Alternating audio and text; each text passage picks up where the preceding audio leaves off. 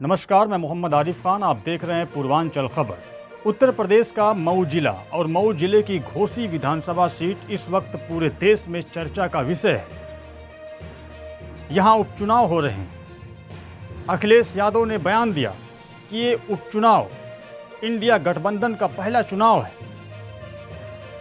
इस सीट पर भारतीय जनता पार्टी से दारा सिंह चौहान उम्मीदवार हैं, तो दूसरी तरफ समाजवादी पार्टी से सुधाकर सिंह उम्मीदवार हैं। दोनों नेताओं का राजनीतिक कैरियर 40 साल का है। दारा सिंह चौहान पर दल बदल की राजनीति का आरोप लग रहा है। दारा सिंह चौहान के सामने सबसे बड़ी चुनौती क्या है? दारा सिंह चौहान कांग्रेस से सपा, सपा से बसपा, बसपा से भाजपा, भाजपा से फिर सपा और समाजवादी पार्टी से वह फिर भाजपा में शामिल हुई।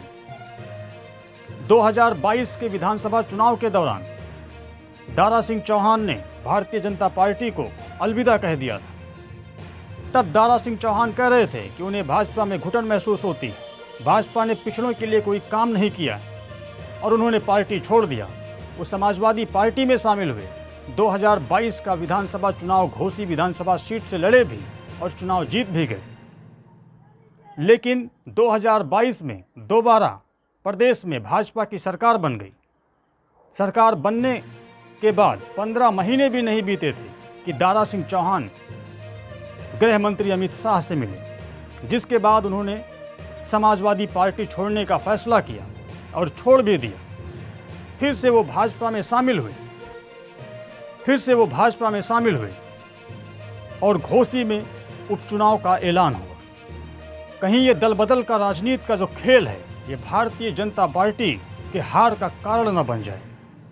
दूसरी ओर घोसी विधानसभा सीट पर भाजपा के लिए प्रचार कर रहे हैं ओम प्रकाश राजभर। घोसी विधानसभा सीट में राजभर वोटों की संख्या 50,000 से अधिक है। ऐसे में ओम प्रकाश राजभर तमाम तरह के बड़े बड़े दावे कर रहे हैं, लेकिन वो इस चुनाव में प्रचार कर रहे हैं भाजपा के लिए, भाजपा के प्रत्याशी दारा सिंह चौहान के लिए। ओम प्रकाश राजभर के सामने भी चुनौती है दल बदल की।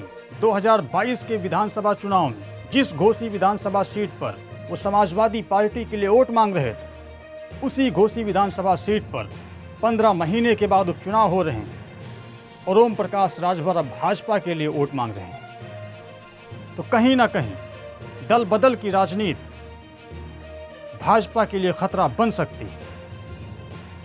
दूसरी ओर हैं सुधाकर सिंह। 40 साल का राजनीतिक कैरियर है, लेकिन वो एक ही पार्टी के प्रति वफादार बने रहे। उन पर किसी भी प्रकार का दल बदल का कोई आरोप नहीं है। समाजवादी पार्टी से शिवपाल यादव, अखिलेश यादव, तमाम विधायक और तमाम नेता प्रदेश भर से पहुंचकर सुधाकर सिंह के पक्ष में प्रचार कर रहे हैं। शिवपाल यादव ने घोसी में डेरा डाल दिया है। वो दिन रात एक करके सुधाकर सिंह के लिए घर घर जाकर वोट की अपील कर रहे हैं। तो वहीं सपा उम्मीदवार के लिए इंडिया गठबंधन की पार्टियां भी प्रचार कर रही हैं। अखिलेश यादव ने इसे इंडिया गठबंधन से जोड़ दिया है। घोसी विधानसभा सीट पर अखिलेश यादव कह रहे हैं कि ये इंडिया गठबंधन का चुनाव है। इंडिया गठबंधन में कांग्रेस, समाजवादी पार्टी है। कांग्रेस के प्रदेश अध्यक्ष अजय राय ने घोसी विधानसभा सीट पर समाजवादी पार्टी को समर्थन का ऐलान किया है। इसका कितना असर पड़ेगा, ये भी हम आपको बता देते हैं कि घोसी विधानसभा सीट पर 2022 के विधानसभा चुनाव में कांग्रेस को महज 2000 वोट मिले थे, जिससे साफ है कि यहाँ कांग्रेस से कोई खास मदद मिलने वाली नहीं है इंडिया गठबंधन को। अब बात कर लेते हैं जातीय समीकरण की। घोसी विधानसभा सीट में जातीय समीकरण क्या है? यहाँ पर सबसे अधिक मुस्लिम मतदाताओं की संख्या 1 लाख से अधिक है। 90,000 दलित वोटर हैं। वहीं 50,000 राजभर मतदाता इस सीट पर हैं, जिसे ओम प्रकाश राजभर भाजपा के पक्ष में ले जाने की पूरी कोशिश कर रहे हैं। दूसरी तरफ 50,000 से अधिक मतदाता हैं चौहान जो कि भाजपा प्रत्याशी दारा सिंह चौहान की बिरादरी से आते हैं। 20,000 वोटर निषाद हैं, 15,000 ठाकुर और इसी प्रकार से अन्य वोटर हैं। तो कहीं ना कहीं राजभर, चौहान और दलित वोटों को मिला करके भाजपा इस चुनाव को जीतने की कोशिश करेगी। तो वहीं समाजवादी पार्टी मुस्लिम, दलित और राजभर वोटों को अपनी ओर खींचने का प्रयास करेगी। दल बदल का आरोप लगाकर राजभर वोट में सेधमारी करने की समाजवादी पार्टी कोशिश करेगी और मुस्लिम, दलित और राजभर वोटों को अपनी तरफ करने का कोशिश करेगी।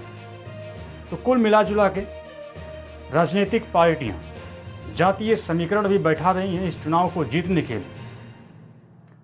बहुजन समाज पार्टी, यहाँ उनका कोई उम्मीदवार नहीं है। नमस्कार, आप देख रहे थे पूर्वांचल खबर।